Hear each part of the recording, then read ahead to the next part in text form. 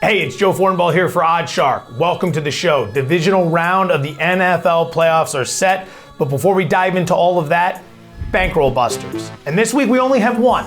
There's literally no reason to talk about anybody other than Brandon Staley and the Chargers of Los Angeles. Why I thought this game would go any other way is beyond me. Staley and the Chargers, as you know by now, 2.5-point favorites on the road at Jacksonville. 27-point lead in the first half. They finish the game +5 in turnover differential, and they lose by a point. And you know what? As I was watching this unfold, I wasn't even all that upset. There are plenty of bets where I get very emotional. But for this one, I sat back and I said, why did I think it would go any other way? Are we not surprised that the Chargers are once again going full Charger? Just a handful of highlights here for Brandon Staley, who's headed to the Bankroll Busters Hall of Fame. 4th and 3 at the Jacksonville 22-yard line, 20-yard line, whatever the hell it was, late in the game. Go for it. You always go for it. Go for it. Stick to it. But now the media and everyone criticizing his decisions has gotten in his head, so he goes to kick the 40-yard field goal. Missed. No surprise there whatsoever. Then late in the game, on a touchdown play, Joey Bosa loses his mind, slams his officials, picks up a personal foul. As a result, Doug Peterson, Jaguars head coach, very smart, takes the penalty on the 2-point conversion, opts to go for 2, and rather than kick the extra point to make it a 3-point game, which a lot of moron coaches would do, Peterson goes for it, converts, makes it a 2-point game, meaning a field goal wins. It actually gives him a better chance to win the game. And Bosa somehow isn't on the field for the final defensive stop because, I don't know, is Brandon Staley sending a message to bench him?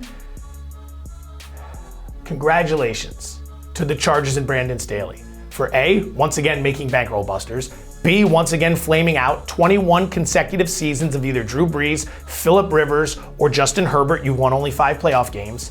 And he gets to keep his job, which shouldn't be a surprise because the cheap Chargers signed him to a 4-year deal. That's only year 2. They obviously don't want to fire him. They didn't want to get rid of McCoy. They didn't want to get rid of Anthony Lynn. They didn't want to get rid of North Turner. And on it goes. But catharsis, therapy, we get it out of the system. We forget about it temporarily. I'll be remembering that game for the rest of my life. But we turn our attention to best bets this week, all right? We're not going to unload a bunch of best bets here. I'm going to give you 2 because we're going to work our way through all 4 games, giving you the best information we've got. Come right out of the gate, Saturday, 4:30 p.m. Eastern. I'm laying 8.5 with Kansas City over Jacksonville, all right? I hate the matchup for Jacksonville. I know I said this last week with the Chargers. I'm saying it again. Jacksonville has a lousy pass defense. It's one of the worst in the NFL. You're going to Arrowhead. You're a Florida team. It's going to be cold there. It's going to be loud there. You're going against Andy Reid off a bye, which we all know how fantastic Reid has been throughout his career in Philadelphia and Kansas City with extra time to prepare. And you got Patrick Mahomes leading the offense against one of the worst pass defenses in the NFL. A lot of people will say, and I talked about it this year when we faded the Chiefs a bunch, that these are too big of spreads, all right? That Kansas City has not done well as this big of a favorite of more than a touchdown. I get it. I'm laying it here. I also think this is an excellent 6-point teaser leg. More on that in a bit. Play number 2 is actually going to be play number 2 and play number 3 in best bets. Saturday, 8:15 p.m. Eastern, NFC East Showdown, Philadelphia hosting the Giants. I'm laying the 7.5 with Philadelphia. I'm also playing over the total of 48 in this matchup. Fraud number 1 was the Minnesota Vikings. 11-0 in one-score games. The point differential, you know all about that. They're finally out. They were eliminated as they should have been. We called that last week with the Giants. Fraud number 2 is the New York Giants. They're Minnesota light, in my opinion. Okay, right now they're 10-4-1 in one-score games this season after last week winning by 1 score against Minnesota. In addition, if you include the Minnesota game into the equation, 18-game season, they're +1 in point differential. Brian Dable's done a good job, but don't let that game fool you. They're not that good. All right? They're going to come to Philadelphia, and they are going to score some points, which is why we like the over here, but I think Philadelphia is going to put it on them. Just think of it like this. In the middle of December, Philly went to New York as a 7.5-point favorite. Now they're 7.5 at home off a bye.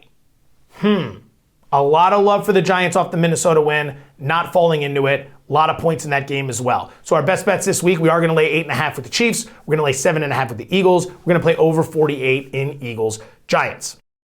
Trap games. Do we find any on the card this week that stand out as, be careful? I've got one. I think you should be careful with the Cincinnati Bengals. Very careful.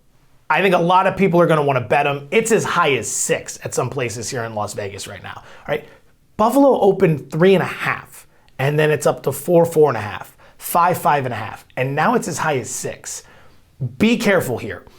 People are going to look at Cincinnati and how many games they've covered. They love the Bengals. They love Joe Burrow. 2 factors here I'd be worried about. Number one, the Bengals, who already have an average to below average offensive line, are down 3 starters on the offensive line for this game. On the road, crowd noise, hostile, very worrisome. Number 2, I wonder how much gas is left in the tank for Cincinnati. Back-to-back games against Baltimore. Win or lose, those games take a piece of your soul. Those AFC North showdowns against Pittsburgh and Baltimore, those games were physical, 2 weeks in a row. I wonder if since he comes in and is a little flat here just because they're injured on the offensive line and the Baltimore game took its toll. Burrow checking down against Baltimore because he didn't have time to get the ball down the field. That could happen here as well. So I think 2 bets you want to be worried about when it comes to trap games: backing Cincinnati and also looking at the over. I think a lot of people are envisioning that game as being a shootout. Total's been dropping a little bit. Be very careful. If you find yourself looking to chase, look no further than the Sunday night game. An old classic NFC rivalry. The Niners and the Cowboys. This game starts at 6:30 p.m. Eastern. Niners laying right now anywhere between 3.5 and 4. I'm playing the Niners. You're probably starting to notice a trend here that I'm leaning to all of the favorites this weekend. I like them. Situation sets up well for San Francisco. All right, they played last Saturday. They have 2 extra days of rest for this game. They played Saturday, Dallas played Monday night. In addition, Dallas was on the road last week. They're on the road again. San Francisco doesn't have to travel. San Francisco's got a situational edge, home field edge. They've got the better defense. There are some, and I'm going to throw this out there, there are some sharp guys out here that like Dallas. They think that their power ranking is off. They think that the Niners with Brock Purdy are overvalued here. I will relay that information that there are some smart guys playing Dallas. Call me an idiot if you want. I'm going to play the Niners. I think they're going to be able to run the ball in this game. And I think everyone's all gassed up about Prescott and Dallas beating up on Tampa Bay. Congratulations. Tampa Bay didn't even have a winning record this season. This is a step up in class. We're going to play the Niners. If you're looking at the prop market this week, let's rapid fire through some props. I've got 3 like always. Josh Allen over 43.5 rushing yards. Travis Etienne over 18.5 receiving yards. And Dak Prescott, yes, interception, juicy, minus around 154. Josh Allen always runs the ball in the biggest games. Over the last 2 years, he's had 18 games against playoff teams. He's gone 44 or more yards in those games, 13 of 18. His average rushing attempts in those games goes way up as well. The bigger the game, the more he runs. Allen's going over 43.5 rushing yards against Cincinnati. Travis Etienne over 18.5 receiving yards. Well, he's averaging 18.5 for the season, and he's going against a Kansas City defense that's given up more receptions to opposing running backs than anyone in the NFL, and the 4th most receiving yards to opposing running backs than anyone in the NFL. Trevor Lawrence on the road, it's loud, checking down to Etienne over 18.5 yards. And then when it comes to Dak Prescott, well, he threw an interception in 9 of 10 games entering the playoffs. 9 of his last 10 games he had a pick. Now he went pick-free against Tampa Bay. Congratulations. The Niners have 20 interceptions on defense this year, most in the NFL. Finally, the 6-point teaser of the week. We hit it again last week, baby. Had the Giants, had the Bengals, boom, 10-2 on the season. This week, it's a simple one. We're taking Kansas City from 8.5 down to 2.5, and we're pairing them up with Philadelphia from 7.5 down to 1.5. Like I said, the Giants are Minnesota light. Good story this season, great coaching, huge step up in class. People have soured on Philly because of what they've seen the last few weeks.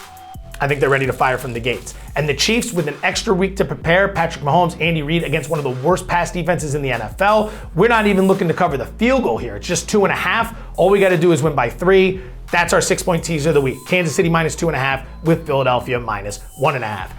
I give you a playoff eliminator pick. I took the idiot Chargers. I've been eliminated myself. So we say goodbye. We say thank you, and we say best of luck. Keep it locked on OddsShark. We got a lot of great UFC content, a lot of great NFL content. March Madness right around the corner. It's time to start getting focused on college basketball. But until then, best of luck and thank you for watching.